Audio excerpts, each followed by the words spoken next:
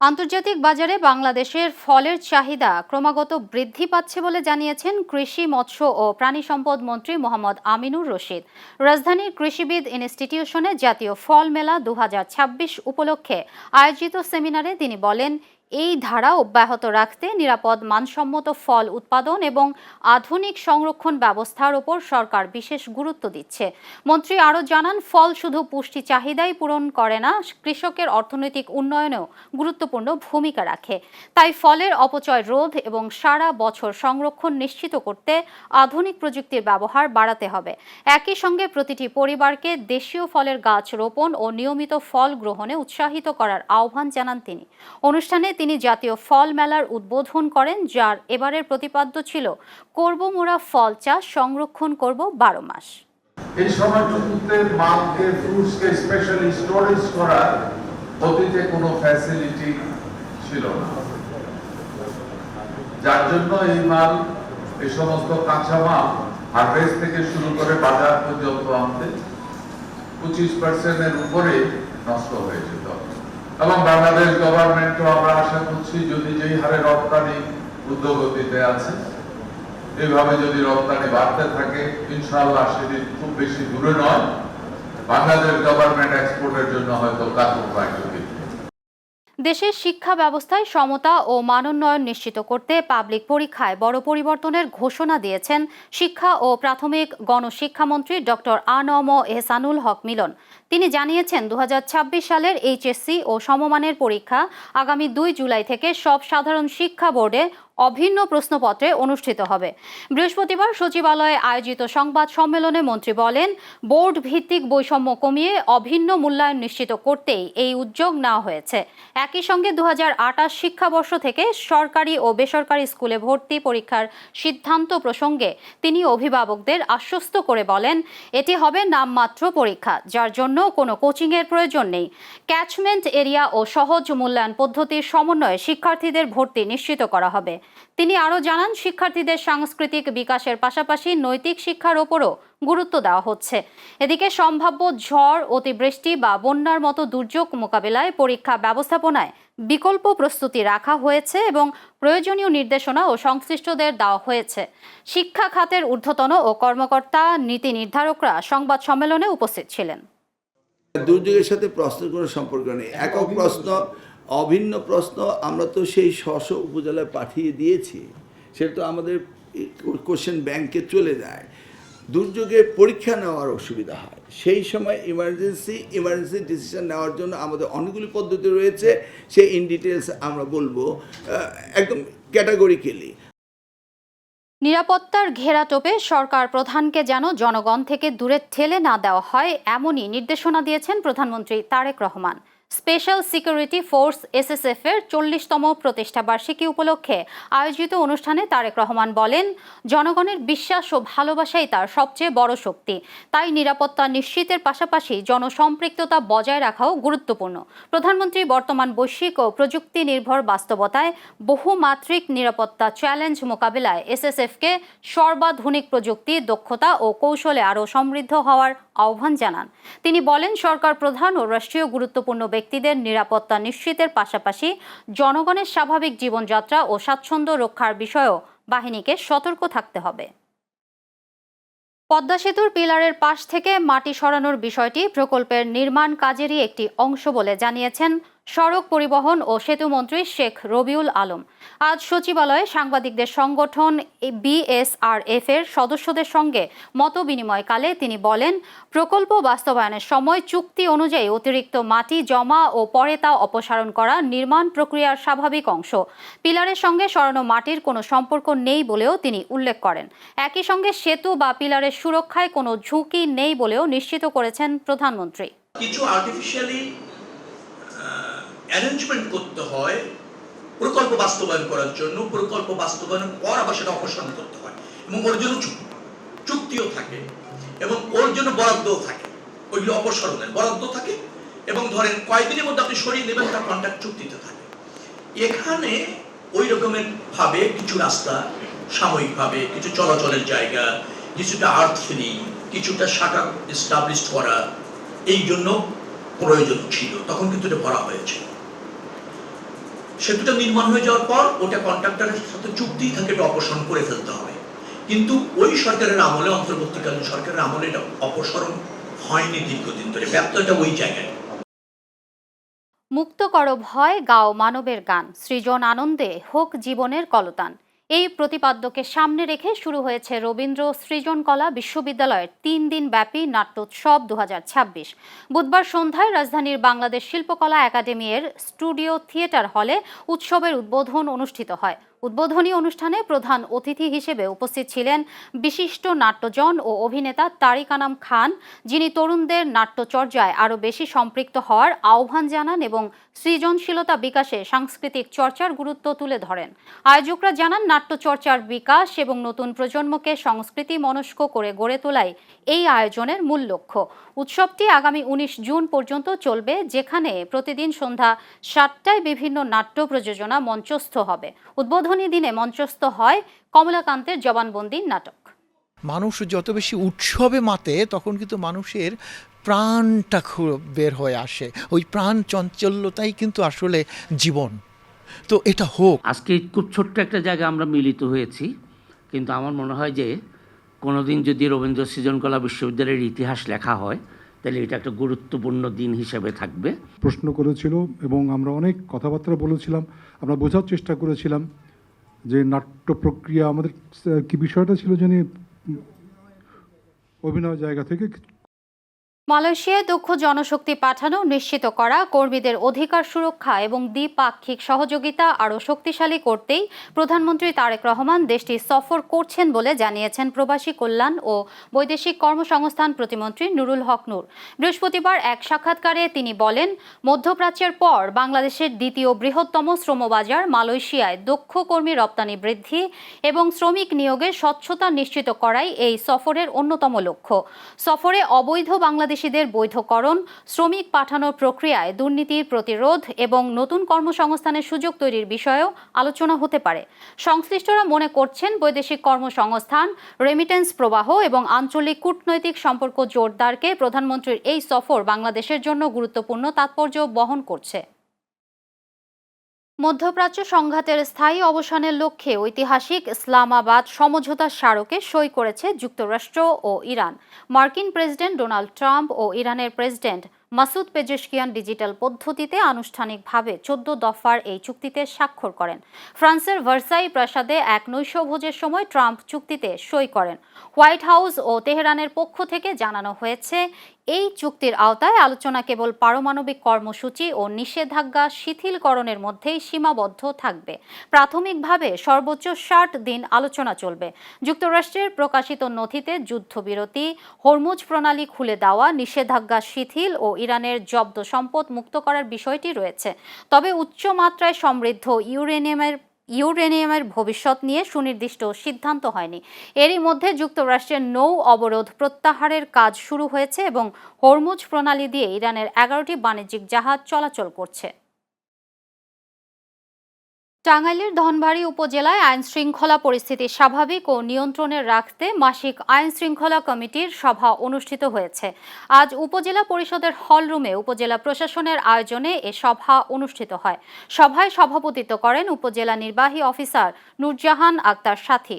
সভায় প্রধান অতিথি ও অংশগ্রহণকারীরা এলাকায় অপরাধ দমন, মাদক নিয়ন্ত্রণ, সামাজিক বিশৃঙ্খলা রোধ এবং জননিরাপত্তা নিশ্চিত করার বিভিন্ন দিক নিয়ে বিস্তারিত আলোচনা করেন।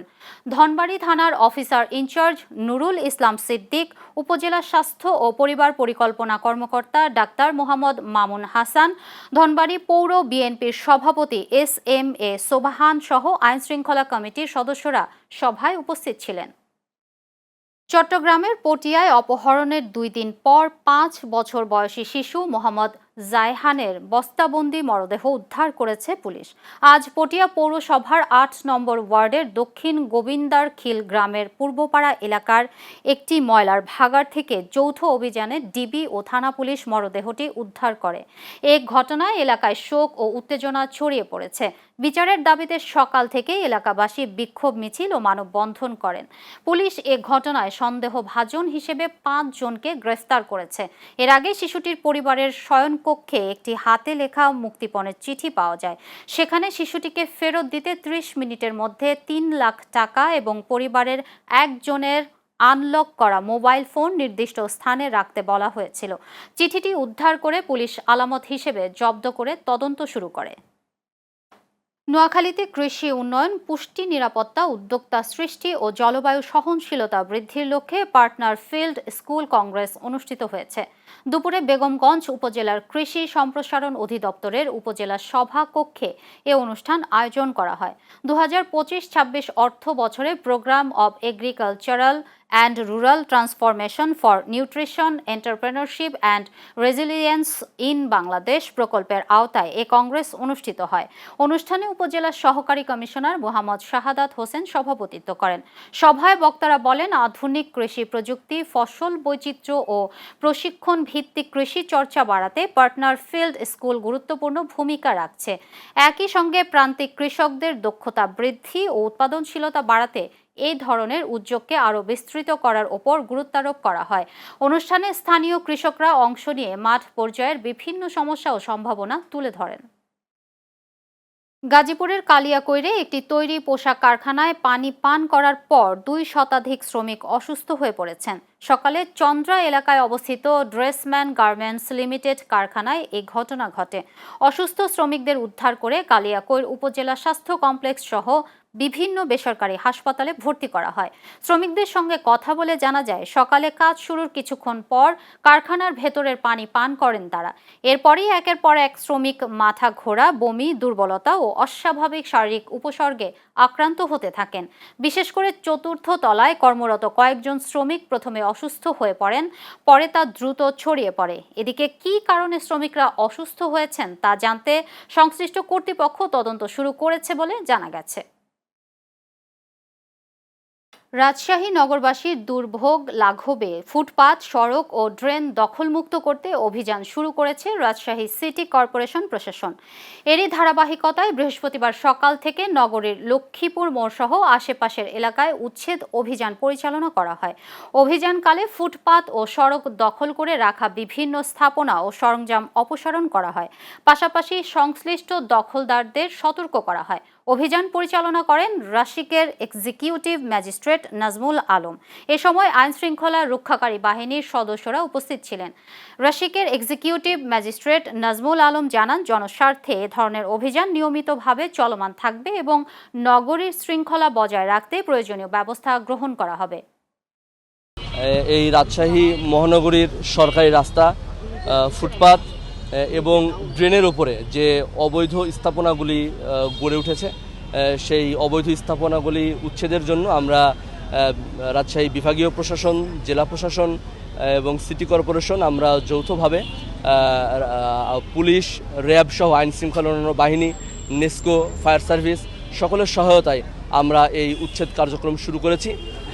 গতকালকেও উচ্ছেদ কার্যক্রম হয়েছে, আজকেও রাজশাহীর লক্ষ্মীপুর মোড় থেকে বর্ণালী মোড় পর্যন্ত এই উচ্ছেদ কার্যক্রম চলছে এবং আমাদের এই উচ্ছেদ কার্যক্রমটি এখন থেকে নিয়মিত পরিচালিত হবে।